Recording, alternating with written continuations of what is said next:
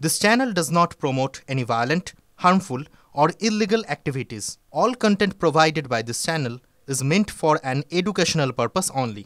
বাংলাদেশে অশান্তি আর এ রাজ্যে যে সীমান্ত বাণিজ্য যা চলে দুই দেশের মধ্যে তাও কিন্তু এফেক্টেড।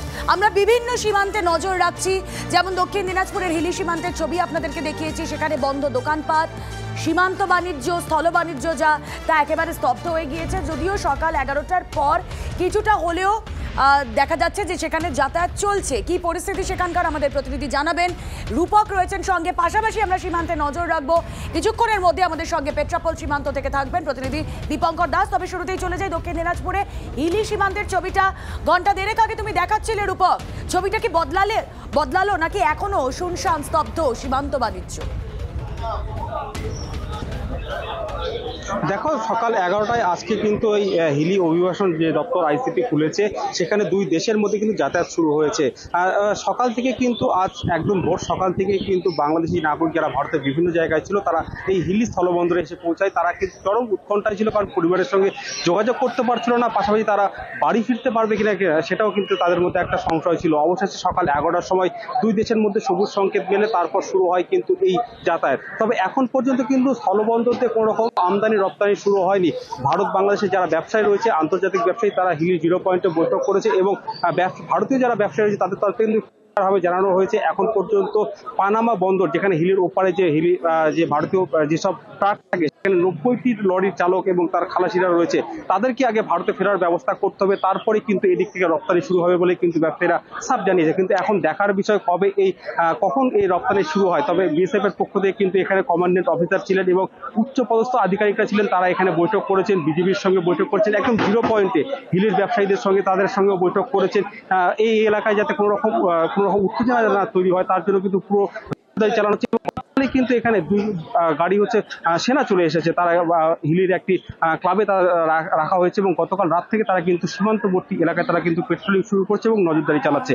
পাশাপাশি কিন্তু জেলা পুলিশের পক্ষ থেকেও কিন্তু কম্প্যাক্ট ফোর্স রাখা হয়েছে এই হিলি সীমান্ত এলাকায়, যাতে কোনো রকম উদ্বেগজনক কোনো পরিস্থিতি তৈরি না হয় তার জন্য কিন্তু সবসময় কিন্তু প্রস্তুত রয়েছে এখানটায়। তবে এখন পর্যন্ত দুপুর 12টা সাড়ে 12টা পার হয়ে গেলে কিন্তু এখন পর্যন্ত হিলি সীমান্ত দিয়ে কোনো রকম পণ্য আমদানি রপ্তানি শুরু হয়নি।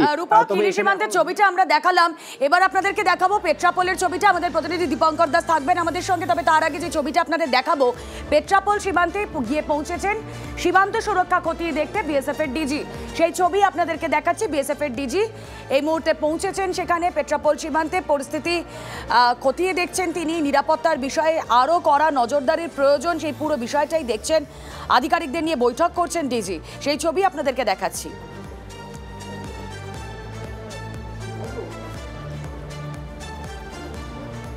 আর এই পেট্রাপোল বেনাপোল সীমান্ত আপনারা জানেন যে স্থল বাণিজ্যের অন্যতম ঘাঁটি। প্রায় প্রত্যেক দিন এখান থেকে ওদিকে 500টার মতো ট্রাক যায় এবং বাংলাদেশ থেকে এদিকে আসে গড়ে 100টা ট্রাক। সেগুলো সমস্তটাই এখন স্তব্ধ, চাকা আর ঘুরছে না। কি অবস্থা আসলে আমাদের প্রতিনিধি দীপঙ্কর দাসের থেকে আরো ডিটেলে জেনে নেওয়া যাক। দীপঙ্কর,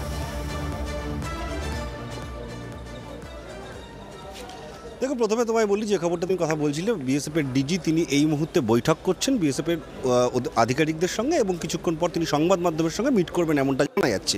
এবং গতকাল দুপুর 3টের পর যে বাণিজ্যের কথা বলছিল, সেই বাণিজ্যের যে গেট বন্ধ হয়ে গেছে তা এখনো পর্যন্ত খোলেনি। এমতো পরিস্থিতিতে আজকে সকাল থেকে যাত্রী চলাচল স্বাভাবিক রয়েছে এবং এই যে গেট দেখতে পাচ্ছ এটা ভারতের গেট এবং তার পেছনে বাংলাদেশের ফ্ল্যাগ লাগানো মুজিবুর রহমানের ছবি দেওয়া ওই বাংলাদেশের এই জিরো পয়েন্টের মাঝখান দিয়ে সাধারণ যে সমস্ত যাত্রীরা যাতায়াত করতে চাইছেন, যারা তাদের পাসপোর্ট বৈধ ভিসা নিয়ে তারা তাদের মতো যাচ্ছেন। কিন্তু সীমান্তের যে এক্সপোর্ট, যে বাণিজ্যের ওপরে সীমান্তের প্রচুর মানুষজন রয়েছেন, সেই বিষয়টা কিন্তু এখনো পর্যন্ত বন্ধ। শেষ খবর আমাদের কাছে যা আছে, 620টি ট্রাক এই বন্ধ হওয়ার আগে পর্যন্ত যা বাংলাদেশে গেছিল, সেখানে বাংলাদেশে আটকে আছেন 620 জন ট্রাক ড্রাইভার। গতকাল রাত্রিরে তাদের মধ্যে অনেককে নিয়ে আসা সম্ভব হয়েছে। এখন পর্যন্ত আসতে হবে একটা পার্ট এবং একই সঙ্গে সেই সামগ্রী আনলোড করে বাংলাদেশের ট্রাকে তুলতে হবে, সেটা একটা সমস্যা। এবং একই সঙ্গে এখন আমদানি রপ্তানির জায়গায় স্লট বুকিং বন্ধ হয়েছে। অর্থাৎ স্লট বুকিং হচ্ছে এমন একটা জিনিস যার মাধ্যমে এক্সপোর্ট ইম্পোর্ট হয়। মূলত এক্সপোর্ট করবার জন্য যে স্লট বুকিং করতে হয় এবং তারপর আছে, সেই স্লট বুকিং যতক্ষণ না পর্যন্ত স্বাভাবিক হচ্ছে ততক্ষণ পর্যন্ত বন্ধ থাকবে, এমনটা আমরা পোর্ট অথরিটির তরফ থেকে জানতে পারছি। 900 ট্রাক প্রায় বাংলাদেশের এই সীমান্ত লাগোয়া এলাকাতে তারা রাখতে পারবেন পোর্ট অথরিটি। তো সেই 900 ট্রাকে ট্রাকের ওভার হয়ে গেলে রাখা সম্ভব হবে না, সেই কারণে এখন স্লট বুকিং বন্ধ রয়েছে।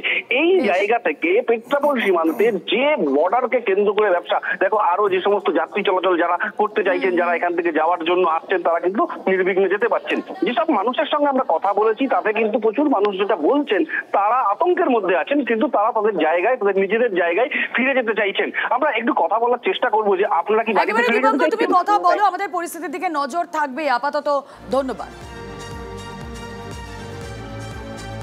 আর এরপর যে ছবিটা দেখাবো, বাংলাদেশের আরও একটা ভয়াবহ ছবি দেখাবো শেরপুরে। সেখানে একটি কারাগার থেকে, একটি নয় দুটি কারাগার থেকে অন্তত 500 জন বন্দী পালিয়ে গেল। কারাগারে ভয়াবহ আগুন ধরিয়ে দিল আন্দোলনকারীদের একাংশ। আর তারপর সেই শেরপুরের 2 কারাগার থেকে পালালো 518 জন বন্দী, যার জেরে এই মুহূর্তে ভারতে বাড়ছে অনুপ্রবেশের আশঙ্কা। আর এই আশঙ্কা থেকেই নাইট ভিশন ক্যামেরায় নজরদারি চালাচ্ছে বিএসএফ। কথা বলবো আমাদের সঙ্গে, আমাদের সহকর্মী রয়েছেন প্রসেনজিৎ। প্রসেনজিতের সঙ্গে কথা বলবো। প্রসেনজিৎ, এই মুহূর্তে বিএসএফ এর নজরদারি, যে সীমান্তটা তুমি দাঁড়াচ্ছ বারবার, যে সীমান্ত থেকে উত্তরবঙ্গের যে সীমান্তে তুমি দাঁড়িয়ে কথা বলছো, বিএসএফ এর এই নাইট ভিশন ক্যামেরার নজরদারি, সেটা কি সেখানেও চোখে পড়ছে? একদম, দেখো গত 24 ঘন্টায় শেখ হাসিনা বাংলাদেশ ছাড়লো, বাংলাদেশের পরিস্থিতি এতটুকু উন্নতি হয়নি। সেখানকার অধিকাংশ থানাগুলোতে পুলিশ কর্মীরা নেই। গত 24 ঘন্টায় 13টা থানা জ্বালিয়ে দেওয়া হয়েছে। একই সঙ্গে দুটো কারাগার কার্যত বন্দীদেরকে লুট করা হয়েছে। অর্থাৎ যারা এই ছাত্র আন্দোলন করেছিলেন, যারা বন্দী হয়েছিলেন, তারা যেমন বেরিয়ে গেছেন, সেই কারাগারগুলোতে বন্দী অন্যান্য অপরাধীরা বেরিয়েছেন, যারা ভারত বিদ্বেষী শক্তি হিসাবে চিহ্নিত তাদের যারা কারাগারগুলোতে বন্দী ছিলেন তারাও কিন্তু বেরিয়ে গেছেন। আর ঠিক এই ঘটনাটাই কিন্তু ভারতের উদ্বেগ বাড়াচ্ছে, কারণ এই গোটা সীমান্ত এলাকা জুড়ে যে ভারত বিদ্বেষী শক্তি কাজ করে, সেই শক্তিটা অনেকটা প্রশমিত করেছিল হাসিনার সরকার। নতুন করে জামাত, ইসলামিক ছাত্রফ্রন্ট, এই শক্তিগুলোর যারা কারাগারে বন্দী, তারা বেরিয়ে এলে আবার ভারত বিরোধী শক্তি মাথাচাড়া দিতে পারে। সেই কারণেই কিন্তু সীমান্তে, তার আগে আমি একটা ছবি দেখাবো, বাংলাদেশের উদ্দেশ্যে যাচ্ছেন বহু বাংলাদেশি নাগরিক। ধীরে ধীরে গেট খোলা হচ্ছে, বাণিজ্য শুরু না হলেও যারা ভারতে এসেছিলেন নানা কারণে, তারা কিন্তু ধীরে ধীরে হেঁটে এই এলাকাটা পার করছেন, তাদের ইমিগ্রেশন হয়ে গিয়েছে, তারা ধীরে ধীরে যাচ্ছেন। সরাসরি সেই ছবি দেখাবো, ফুলবাড়ি সীমান্ত দিয়ে বাংলাদেশের দিকে যাচ্ছেন বাংলাদেশি নাগরিকা। যে কথাটা বলছিলাম সেই কথায় ফিরে আসি। একদিকে যেমন জামাত, অন্যদিকে ইসলামিক ছাত্র শিবির, এর আগে আমরা দেখেছি আলফা, কেএলও বাংলাদেশকে ঘাঁটি করেছে, যেই কারণে কিন্তু এই নতুন করে এই শক্তিগুলো আবারও মাথাচাড়া দিতে পারে। ফলে সীমান্ত এলাকায় তাদের আটকে দিতে হবে। পশ্চিম বাংলার বুকে ভারত বাংলাদেশ সীমান্ত প্রায় 2000 কিলোমিটারের কিছুটা বেশি, তার মধ্যে উত্তর এবং দক্ষিণবঙ্গ মিলালে সংখ্যাটা দাঁড়ায় 935 কিলোমিটার, যার মধ্যে একটা বড় অংশ আনফেন্সড। এই এলাকাগুলো কিন্তু বিএসএফের চাপ বাড়াচ্ছে। কেন? কারণ অনুপ্রবেশ হতে পারে, উল্টো দিকে শরণার্থীর সমস্যাও প্রকট হতে পারে। কেন? কারণ যারা আসছেন বাংলাদেশ থেকে তারা বলছেন তাদের ঘর বাড়ি। প্রসেনজিৎ, আমাদের সব থেকে বড় নজর সেই জায়গাতেই থাকবে যেখানে ভারত এবং বাংলাদেশের মধ্যে কোনো কাঁটা তার নেই, অথচ ওই জায়গা দিয়ে অনুপ্রবেশ হতে পারে এমন আশঙ্কাতেই বিএসএফ কিন্তু এখন অনেক বেশি অ্যালার্ট রয়েছে। প্রসেনজিৎ, তোমাকে অনেক ধন্যবাদ।